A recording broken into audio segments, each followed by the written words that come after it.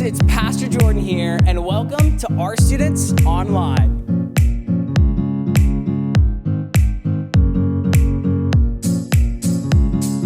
Hey guys, it's Pastor Jordan here, and I am joined by Miss Erica Zankowitz, and tonight we're having a steak cooking competition between myself, Miss Erica, and Pastor Jakes, the judge. Oh yeah!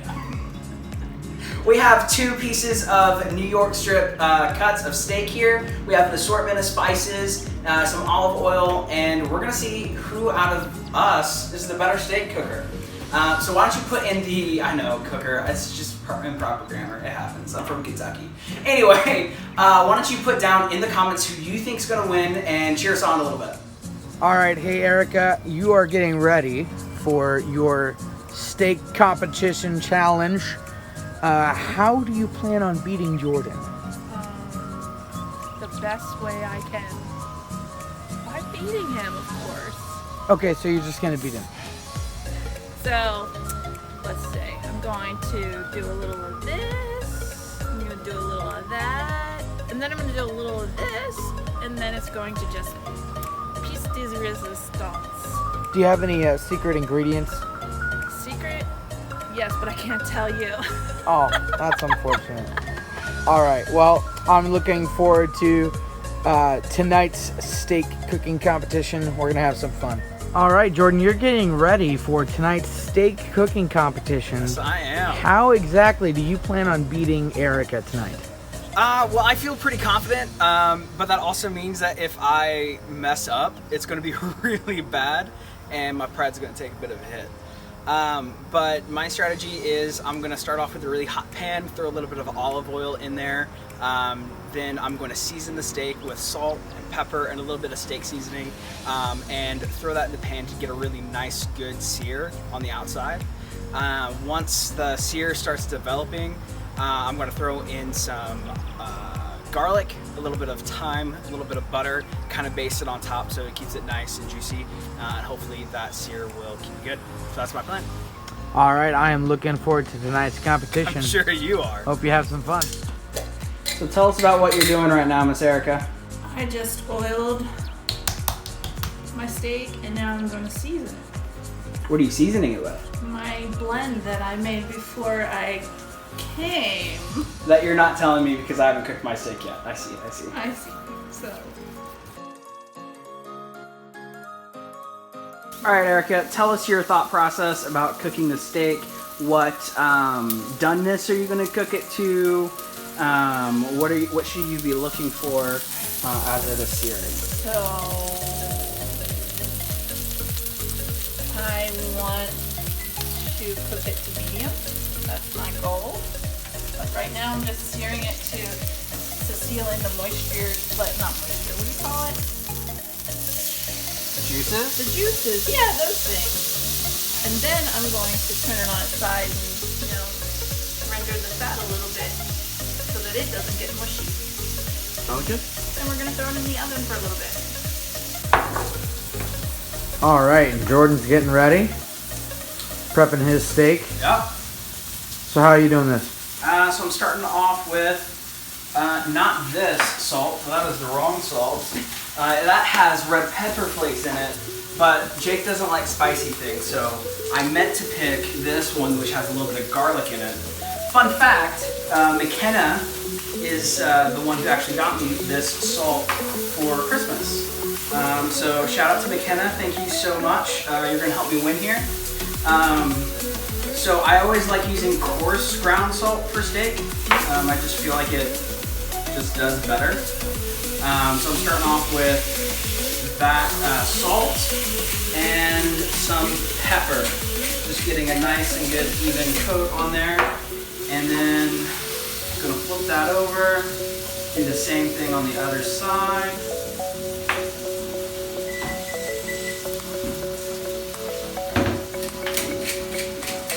And then what I'm gonna do is all the excess around on the cutting board, I'm just gonna dab that up with the sides. It's really important to season all the sides of the steak, not just the front and back. That way you have an even bit of flavor throughout the entire steak.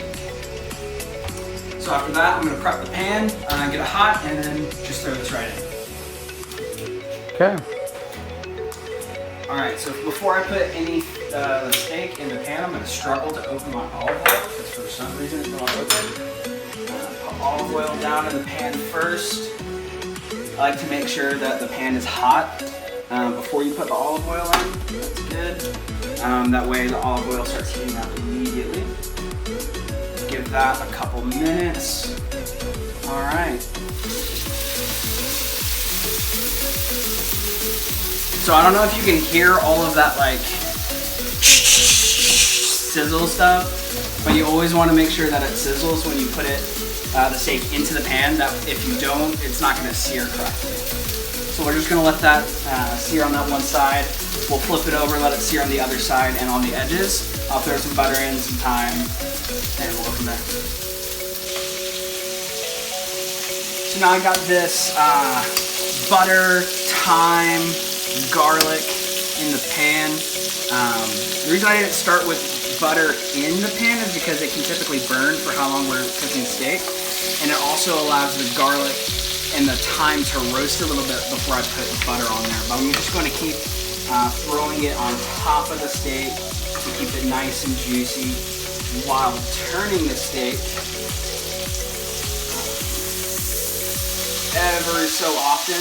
That way it continues to cook evenly on both sides, since we're doing everything in the pan, unlike Miss Erica. With the way Miss Erica did it, need a little bit more butter. It's really easy to cook evenly, but when you're doing it on top of the stove, you got to pay a lot more attention to it, or else it might burn or cook unevenly on one side. And so when you're trying to check for the doneness of the steak, if you, right on your hand, like right here, if you just press on that, that is a rare steak, how firm that is. If you take your thumb to your index finger, that's about what a medium rare. To your middle finger would be a medium, to your ring finger would be a medium well, and to your pinky would be a well done steak. In case you're wondering. Alright guys, so these are the two steaks, Miss Erica's and mine.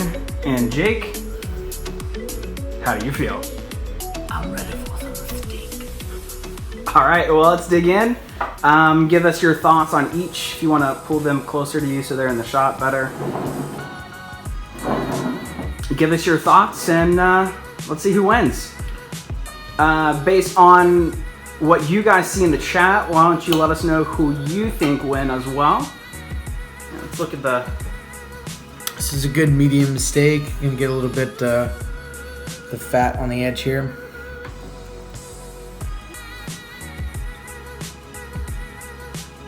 It's got a really good flavor to it.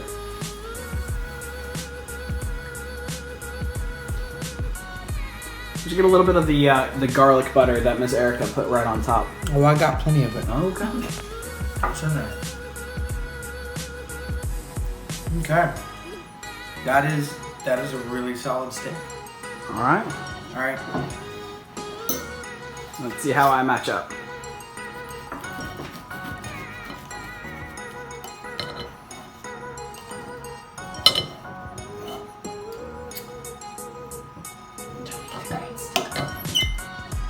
Okay. This is Jordan's steak. A little bit of fat on it.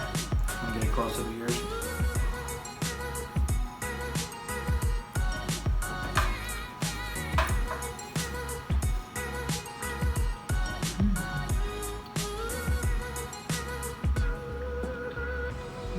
Wow. Okay. It's hard because Jordan's came out later, so it's a little bit more warm, right? But I actually have to give this to Miss Erica. What? Really? Are you kidding me? Yeah. There's Jordan seems to have less flavor. Don't know how that happened. But maybe it was the garlic butter you added on in the last second. But this has more. You can taste the seasonings. You can just a little bit better. This has a little bit less of that. But Jordan didn't make it his normal way. That's true. And his normal way is flavor blasted. So So I'm shocked right now. Like, no offense, I'm shocked because this has more flavor for me. So more of the story is, if you're cooking for Jake, butter and garlic, not subtlety. Do you want to know what my secret ingredients are? Yes, why don't you tell us what your secret ingredients are, Miss Erica? Pink salt, pepper, chili powder, and a little bit of brown sugar. Ah, no, that's what it was. Jake's got a sweet tooth. No, I tasted The truth actual... comes out. Nope. I tasted the... Actually, this was a lot more like salty, like not overly salty. This just it just was less flavorful. I wouldn't say it was bland, but in comparison, I would say that it was. And that's shocking to me. Normally, based off of your normal steak that you cook, which you probably could have won with, just being real, you went the fancy route and it tasted worse. Hey, tried something new, tried subtle flavors with that's good. Thyme and all that. It's all good. Yeah. All right, guys. Well, why don't you let Miss Erica know how proud of you she is for winning yet another competition in the books for rStudents Online. There's a sling in my voice and a stone in my praise, pushing back when the darkest weapons form. And there's a power on my lips even death can defy, when the name of our God is lifted high.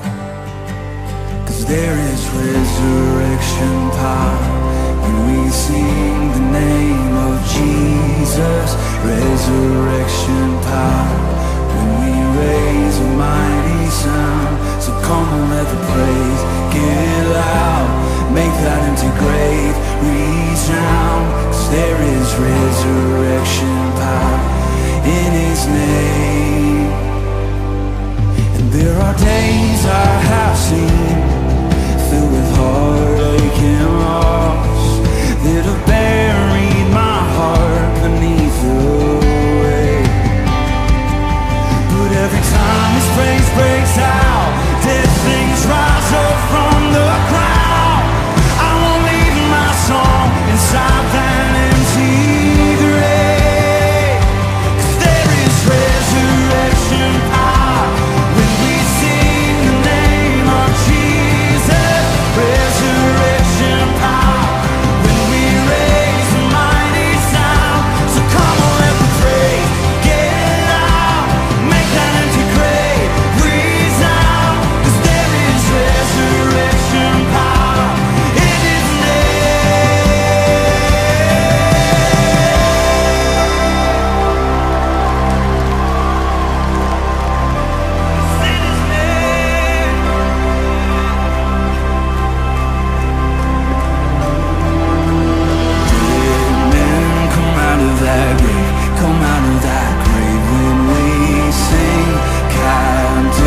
Let go of those chains, let go of those chains when we praise. Dead men come out of that grave, come out of that grave when we sing. Captives, let go of those chains, let go of those when we praise. Dead men come out of that grave, come out of that grave when we sing. Captives, let go of those chains, let go of those chains. When we praise, dead men come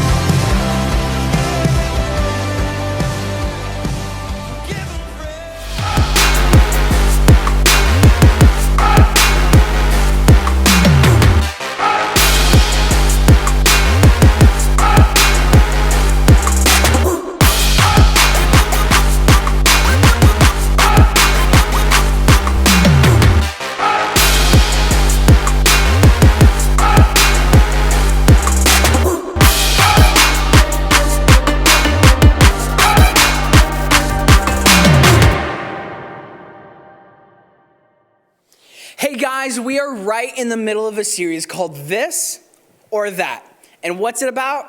Well, it's about the one thing that all of us seem to struggle with in some parts of our lives, and that's comparison. It's when we hold this in our lives against their that in someone else's, and suddenly we just feel like we don't quite measure up. That's comparison, and it happens more often in our lives than I think any of us actually realize. Comparing our this to their that can leave us feeling all kinds of different ways. It can leave us feeling disappointed or hopeless or frustrated or anxious. It can make us feel motivated and sometimes even like we're better than others. But today we're going to talk about one of the most powerful feelings that comparison can bring up in our lives, and that's jealousy. See, when I was in middle school, it was the era of the Game Boy Advance and the Game Boy SP, and everybody in my class had one. Whenever we got to school early and they were waiting for the bell to ring, they'd be sitting there playing on their Game Boy. Whenever we went on a field trip or somewhere else, they'd be sitting there playing on their Game Boy. Everybody except me. See, my family didn't have a lot of extra money for the newest toys or the newest gadgets that were coming out. And without a cell phone back then too, while everybody else was having fun playing on their device, I was left there twiddling my thumbs and not a lot to do. This made me compare myself with everybody else, what they had that I didn't. It produced feelings of jealousy. It made me insecure. It made me think that my family just wasn't good enough, that we didn't have enough. I wanted to have what they had. And every day when I saw them playing on their Game Boys and me just sitting there unable to have that joy in my life, I couldn't control the feelings of disappointment, of inadequacy, and of jealousy. See, jealousy is a very specific type of comparison. It's when we feel that we want exactly what somebody else has. And it happens all the time.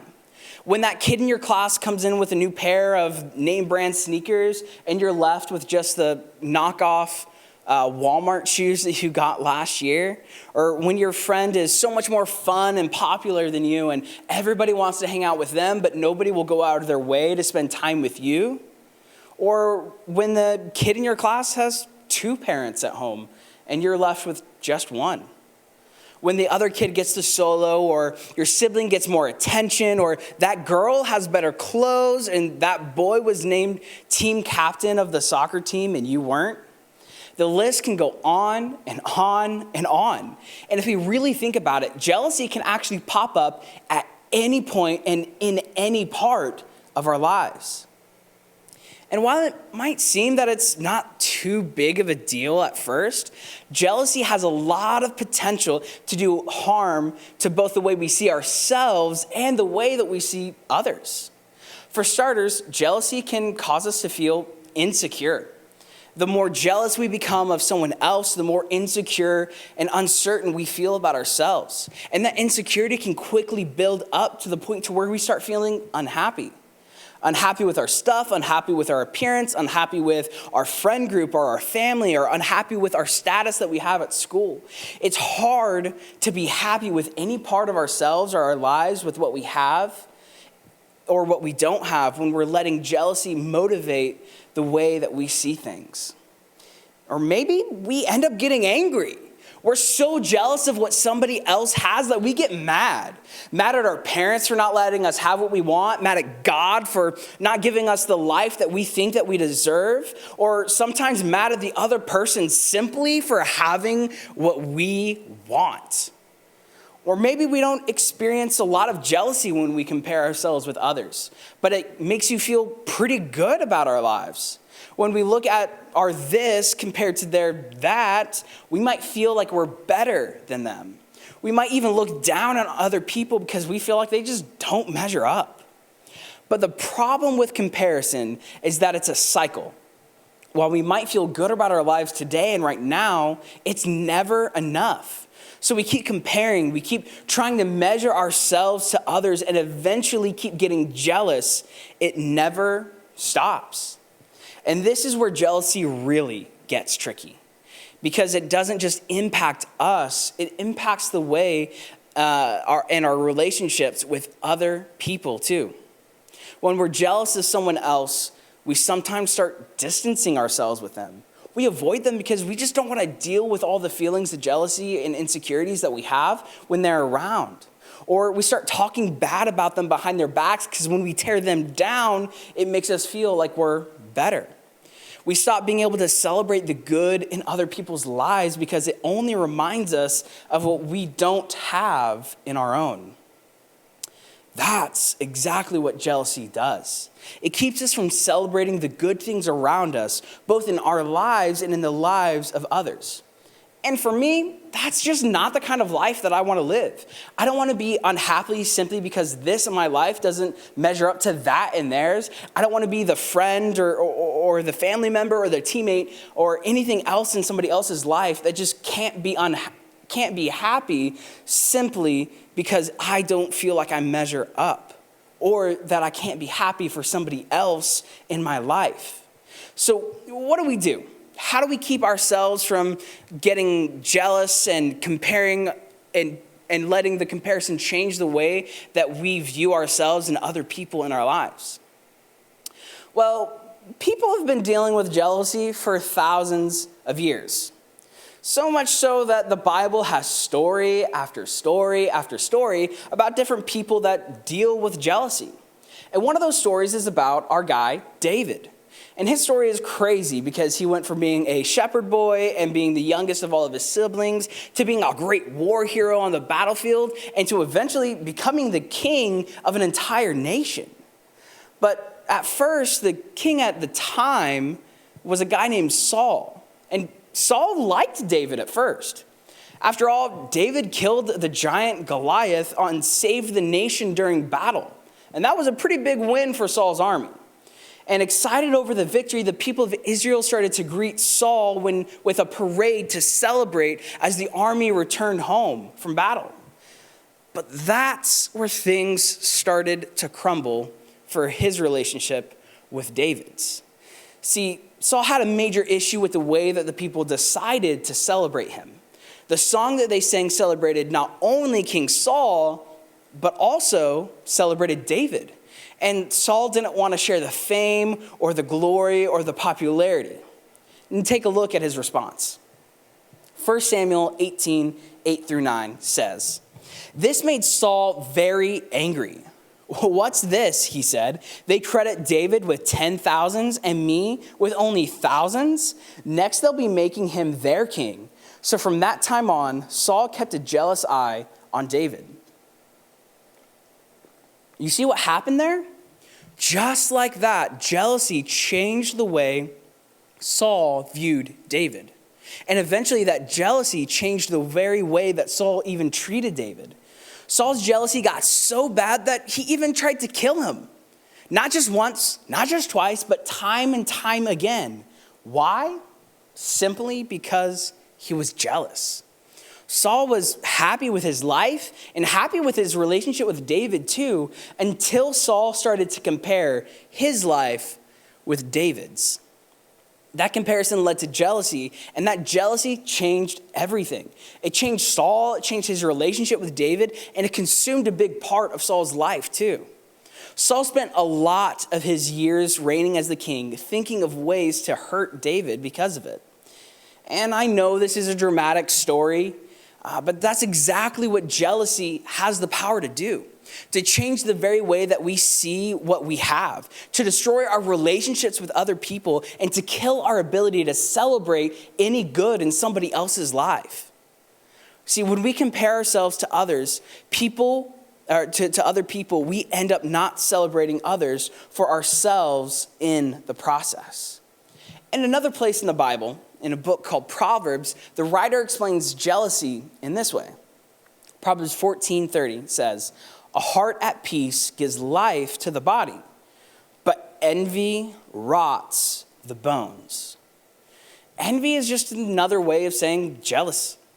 And as the writer of Proverbs says, it has the potential to rot, to break down your bones. Of course, it won't literally do that. The writer was simply just painting a picture of the way jealousy impacts our lives from the inside out. But think about your bones for just a second. They're a pretty important part of your body. In fact, they are the core of what holds you up. They help give the shape of what you're supposed to look like. And the writer of Proverbs was painting a pretty awful picture that envy hits at the core of who you are. See, jealousy rots you to your core.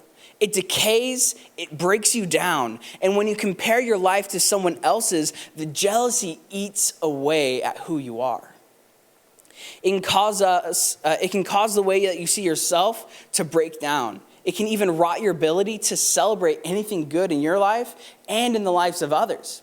And that's exactly what happened to Saul. Jealousy rotted everything in his life. It consumed him so much that he could hardly even lead the nation of Israel. But David, well, he kept his heart at peace. And as Proverbs tells us, that's what gives life to the body. See, while jealousy breaks down, peace starts building up. So even though David was hurt by Saul's jealousy, he never went down the road of comparing his life with Saul. David kept his eyes on what was promised to him, the good in his life, and that helped him stay at peace. And the same can be true for us. When we keep our eyes focused on what we do have, we'll find more peace in our life. When we stop focusing on what other people have, we'll be able to enjoy the good in their lives and in our own. Because the truth is this: when we stop comparing, we can better celebrate others and ourselves. So how exactly do we avoid comparison and jealousy and choose to celebrate others and ourselves instead? Well, I think we can start with doing two very simple things. Number one, start with you. Think about what you do have that's worth celebrating. And trust me, there is something for all of you to celebrate in your lives, even if it's hard for you to see it right now. Maybe it's a good relationship that you have with your parents, or a cool older or younger sibling, or maybe you just have one solid best friend. Or maybe it's the fact that you made the team or simply had the courage to even try out for it. Maybe it's the sunny day or a song that you really love, or the fact that you know that God loves you no matter what you do in your life. Big or small, start avoiding jealousy by celebrating the good in your own life. And number two, celebrate someone else. And I don't mean just anybody else. I want you to try to celebrate specifically the person that you're jealous of right now. I know it's not going to be easy, but remember, celebration will help you move towards peace, and peace will start to build you up. This is just as much for you as it is for them, maybe even more so. So congratulate them for getting the lead in the play, or compliment them, or talk positively about them to your friends. And if all you can do is pray for them right now, well, that works too. Prayer is a great place to start celebrating and appreciating somebody else. So this week, whatever you choose to do, take a step to celebrate the good in your life and the lives of those around you. Because when we stop comparing, we can better celebrate others and ourselves. Let's pray. Papa, we praise you, we glorify you, we thank you for what you're doing in all of our lives. God, I ask that you help to give us perspective to see the good things that are actually happening in our lives, and that we could stop looking at what we don't have. God, I ask that you allow us to celebrate ourselves when it's worth celebrating. And I ask that you, even when it's hard, help us to celebrate other people too, even when they have something or are doing something that we wish that we had or were doing as well. God, we praise you and we glorify you. In your precious name, amen. Well, hey guys, thanks again for tuning in for another week of rStudents Online, and we'll see you all again next week.